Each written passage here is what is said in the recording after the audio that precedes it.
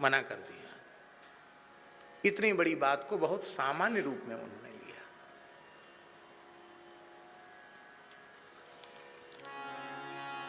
कई संत ऐसे होते हैं जो पीछे पड़ के जूठा देते हैं।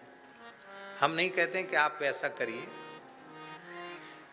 लेकिन हमारे पूज्य गुरुदेव भक्तमाली जी के पास एक महान रसिक प्रेमी सिद्ध संत रहते थे, श्री हरिराम बाबा।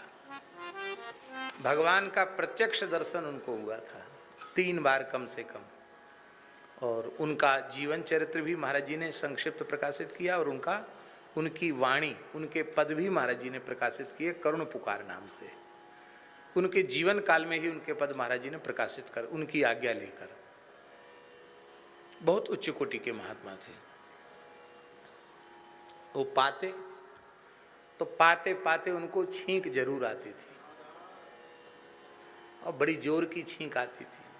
आप समझ गए ना, जोर की छींक।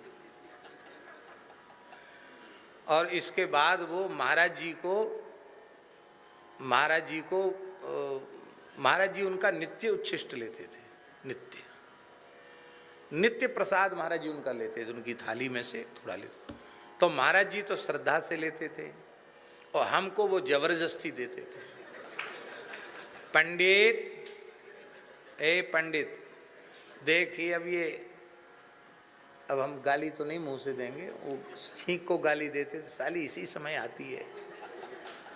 तो कहते थे, पंडित अब छींक आ गई, अब मैं नहीं खाऊंगा, ये तू खा ले। हमको बड़ा खराब लगता है कि अब महाराज जी कई बार हमारा चेहरा देख के कहते, रहने दो, बाहर कर देंगे इसको, और कोई ले लेगा, ये नहीं खाएंगे। तू क्यों पक्ष ले रहा है? ये खाएगा, क्यों नहीं खाएगा? खाएगा, खा। हम खा लेते, जैसे कोई कड़वी दवा पी ले ना, पर खा लेते।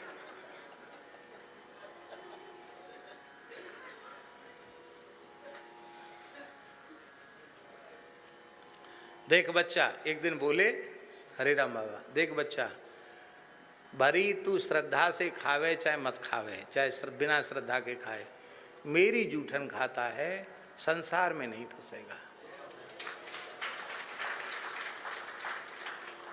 संसार में नहीं फंसेगा।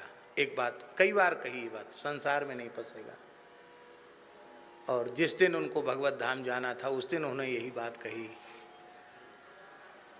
कि बस अंतिम मेरी बात यही है, भगवान ने कृपा करके मनुष्य जन्म दिया है, मनुष्य में भी ब्राह्मण कुल में जन्म दिया है, संतों का संग दिया है, ऐसा अवसर पाकर फिर चूक मत जाना, मलमूत्र की नाली के कीड़े मत बन जाना।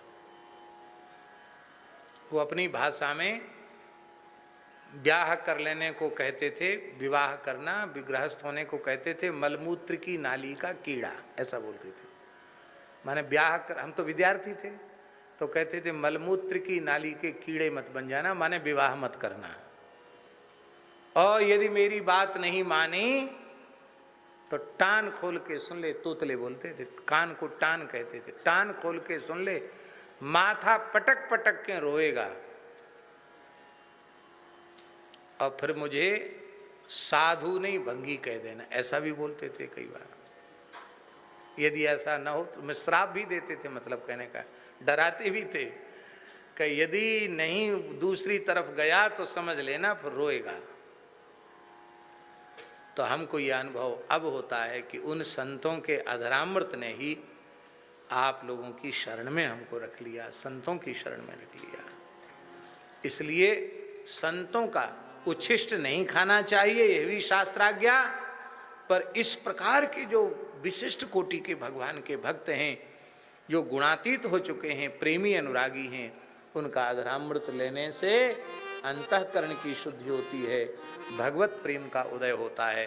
पर सावधानी ये रखनी चाहिए, यदि हम संत चरणामृत लेते हैं, संत अधरामृत लेते हैं, संत चरणरज लेते हैं, तो वे मेरे आराध्य के भी आराध्य हैं, तो उनमें हमें दोष दर्शन नहीं करना चाहिए, उनकी निंदा सुननी नहीं और कभी उनकी निंदा करनी नहीं। और यदि ये भी करते हो, फिर जूठन भी खाते हो, निंदा भी करते हो, दोष भी देखते हो, तो कुछ नहीं होगा, फिर तो जूठा खाने से भ्रष्ट ही होगे, कुछ नहीं होगा। संतों में दोष मत देखो। संसार में अपने से अधिक दोष युक्त और कोई दूसरा नहीं है। भगवान के भक्तों में कहां से दोष आया? बोलो भक्तवत्सल भगवान की जय।